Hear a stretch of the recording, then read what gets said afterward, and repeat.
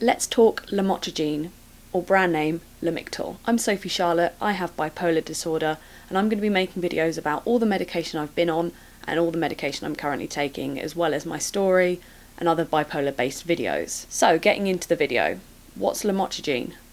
It's a medication that's commonly used to treat epilepsy, but it's also used as a mood stabiliser for use for bipolar depression. It's more effective at stopping the depression from coming back as opposed to actually treating the depression itself. It hasn't really shown any great effect in treating mania, so it's not commonly prescribed for that. It's worth me saying here, the information I'm referring to is taken from NHS sources, so if you're in a different country, bear that in mind. It first became available in the UK in 1991, so it has been around for quite a long time. So what's the usual dose of Lamotrigine? Now this can really vary. Maintenance dose tends to be between 50 and 200 milligrams a day. The top sort of dose that you're looking at is about 400 milligrams. Normally splits between sort of say 2 doses, so morning and evening, but it can go higher if say you're using it for epilepsy as opposed to bipolar disorder. You have to start it very slowly, normally about 25 milligrams a day for 2 weeks, I think it is, going up to 50 milligrams a day for 2 weeks,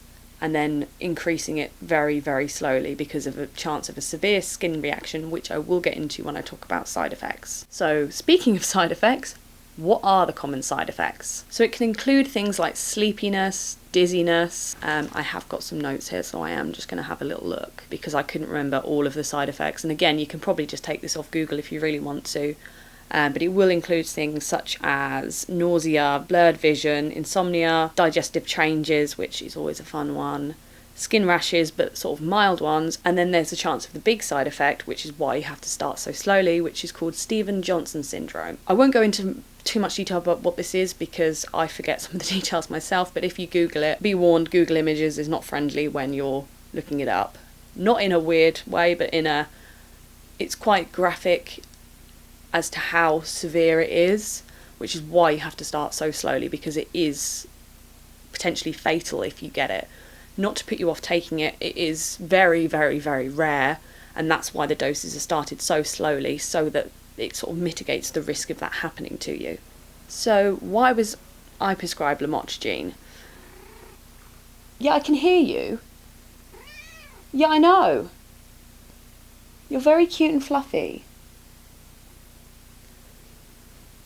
Realities of having a cat, especially a British Shorthair that does not leave you alone. So I was prescribed it to help treat my depression, which my antidepressants were not working, and at the time I didn't know it at this point that my occupational therapist and my psychiatrist were in talks as to whether I had cyclothymia. So that was what was being investigated at the time, but I didn't really know this was going on. I just knew that my antidepressants were making me worse, either really suicidal or sky high, which I didn't realise at the time was hypomania. Looking back, it was kind of obvious, and I knew I was way too up and had this energy, but I didn't know for sure what it was. So that's why I was prescribed it myself. How has it helped me? For me, it has been absolutely life-changing. I'm able to function. My moods are so much more stable. Instead of it sort of being like your typical up, down, with no real sort of... Sometimes I have gaps in between. I tend to rapid cycle a little bit, but I find that the stable periods in between episodes are much longer and the episodes are few and far between, so it's helped a lot with that. I also find that it's kind of created like almost like a floor for my depression, so that if I go sky high and get hypomanic, normally there's a crash afterwards, but because the Lamotrigine's there making this floor for my mood, it can only crash to a certain point, which is what it seems to do for me. I can get low, but I won't go to those dark places I have been before. It will just keep it about, say, a mild, maybe moderate depression. It won't be severe. So it's been life-changing for me. For context, I'm on 400 milligrams a day. That's just what works for me. It did work a little bit at the lower doses, but I didn't really notice it take effect until I hit, I think it was 300 milligrams, and by that point I'd been on it, I don't know, like 6 months. And so he thought, before we exhausted the options and change it up, we'll just increase the dose first of all, because I wasn't having any major side effects. But I will get into that. I've had some interesting side effects, that's for sure. But I wasn't having any really, really bad reactions or like a skin rash or anything. So we just kept gradually increasing the dose, and then when I hit 400, that seemed to be like the miracle sweet spot for me. Which is good because it couldn't have gone any higher, but it really, really works for me. Now, what side effects have I experienced? The first one I'm going to go for is the one that I found personally the most disruptive and the most scary. I couldn't find any words. My word recall was dreadful. I actually thought I had some kind of early onset Alzheimer's at one point, and I don't say that lightly, I don't mean that as a joke. I honestly thought that was what was going on. I hadn't put two and two together and worked out, maybe it's the medication. But it's really messed me up. I would forget words, I'd be speaking, and I wouldn't be able to recall any words that I needed. So give you an example, when I'm at work, I use the word guarantee every few sentences. It's something I deal with a lot. Now the problem was, I was on the phone to a customer, and I couldn't for the life of me remember the word guarantee. I skirted all around it. I tried to get the customer to say the word that I knew I'd forgotten, but I needed to say. And then eventually when they said the word, I was like, that's the word I've been searching for. And this happened all the time with loads of words. I felt very, very slow. Like, to this day, I find that it's like my intelligence has been turned down and slowed down a bit, which is okay, but it's annoying because I'm normally much sharper, quicker, but I'm not anymore. It has improved over the time that I've been on it. I've been on it for 2, maybe nearly 3 years, so I've been on it for quite some time now, and it has improved, but it did take a while to improve. But it was the word recall, the confusion, that was the hard bit for me, because I've always been someone who's quite sharp and quick, and not having that, I felt like I was kind of losing myself. That was scary for me, but that is the main thing I had. But as I say, it did wear off, but it hasn't completely gone. I'm still not as quick as I used to be. I do forget words. It takes me a while sometimes to find the right word, and I have to really stop and think about it. I do get there, but it often takes me a while, and that's just frustrating. I was also really, really clumsy. I'm someone who gets up in the middle of the night and goes to the loo, and I would wake up in the morning, not really remembering getting up, but knowing I must have done because I would have bruises all over my legs from walking into things. Now, that's the only way I know that I was getting up, because right where, like, you would hit your leg on, say, the end of a bed, that was a bruise. Then during the day, I would walk into door frames just because my coordination was off. It was really off. I'd walk into everything and anything, just feeling very, very clumsy, dropping things all the time. My balance would go, which the whole life of being a ballet dancer, I'd like to think my coordinations and my balance are pretty good, but all that skill went. It all went out the window.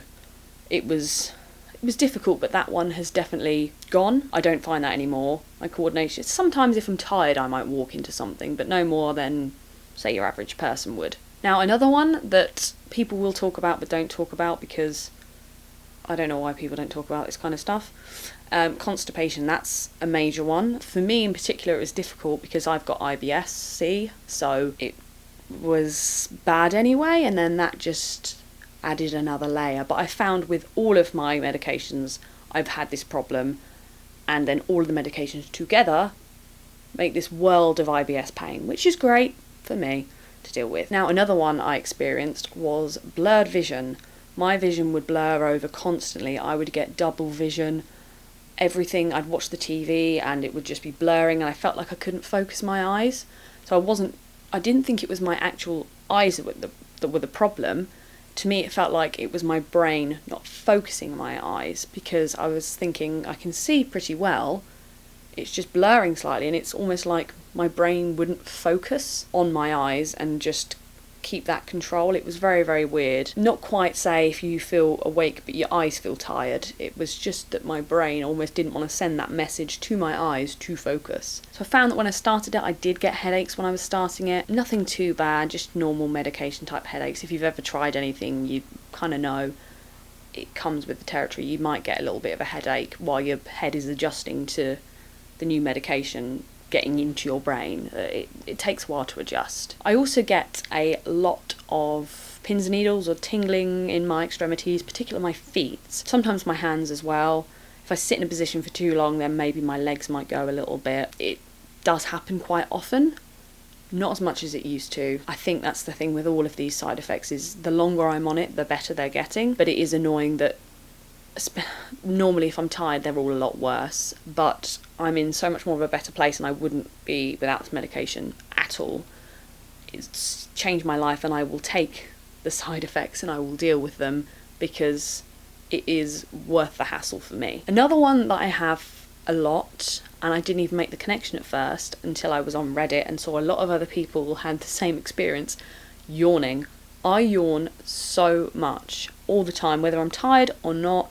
Doesn't matter the time of day, doesn't matter if it's back-to-back yawns, if I'm bored, if I'm not bored, I yawn. I'm surprised I haven't yawned already trying to film this, because this is probably the longest I've gone without yawning. I do it all the time. It's annoying because then I feel like I'm being rude if someone's talking and I yawn. It's like, no, it's not you, it's this medication I'm taking. I just feel, I feel like I'm being rude, or people just think, oh, you know, you're yawning at work. This is, I mean, not that my work would be like, this is inappropriate, and people yawn, it's what they do, but it gets frustrating when you're yawning a lot. So that's something to bear in mind. I've also experienced some kind of like dry mouth when taking it, or maybe like just like an hour after taking it for a little bit. I am a lot more thirsty than I used to be, but I'm always someone who drinks a lot of water anyway. I drink about 3 litres of water a day, and that's not in the summertime. So I drink a lot of water, and then I have teas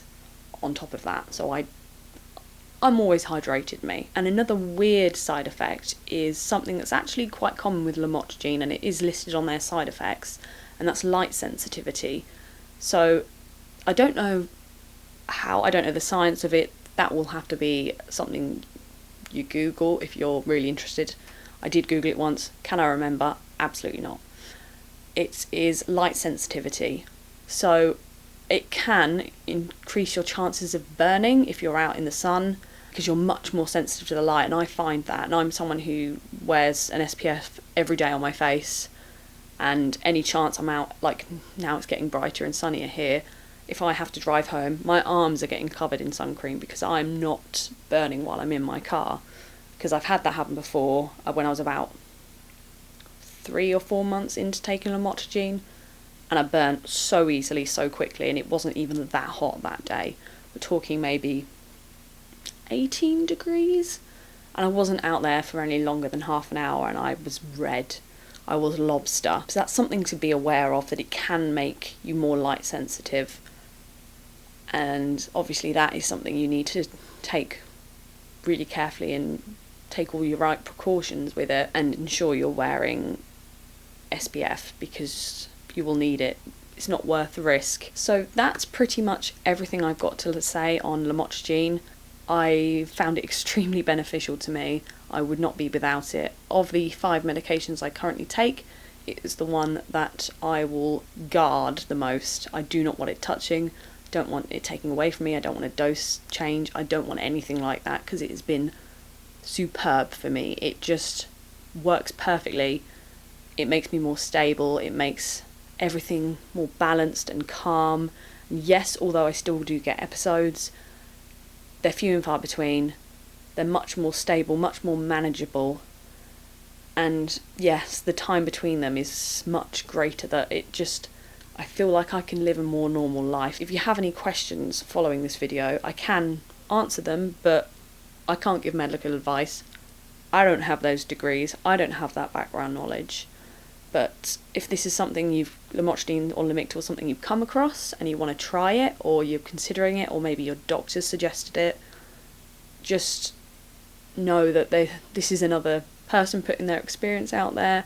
It could happen for you, it might not. Everyone's different. You never know how you're going to react to a medication, but sometimes it's reassuring to know. So that's pretty much all I've got to say. I didn't want to make this video too long. I just wanted to share my experience, some of the facts about it, in case you're interested in trying it, or your doctor suggested it, or it's something you've come across and you're not too sure about it, or you haven't heard many experiences on it. I would say it's absolutely great, but again, it works for me, it might not work for you, but you don't know necessarily until you try it. That's the problem with a lot of medications, you never really know how you're going to react. But I hope this video was helpful in some way. If you have got a question, leave it down, I will answer it. As I say, can't give medical advice, I can't really help in that way, but if you've got a question about my experience with it, then I can absolutely answer that. I'm also on Twitter, where I tweet a lot about mental health and bipolar disorder. I have 2 Instagrams, my main one and my mental health Instagram, which I'm going to link both of. I post a lot across all my social media about mental health and bipolar disorder because it means a lot to me. I don't want it to become my full personality as such, but it is a massive element in my life that I want to share and I want to bring awareness to, because it's not given the time of day. But yeah, if you have any questions, let me know and I will do my best to answer. Thank you for watching.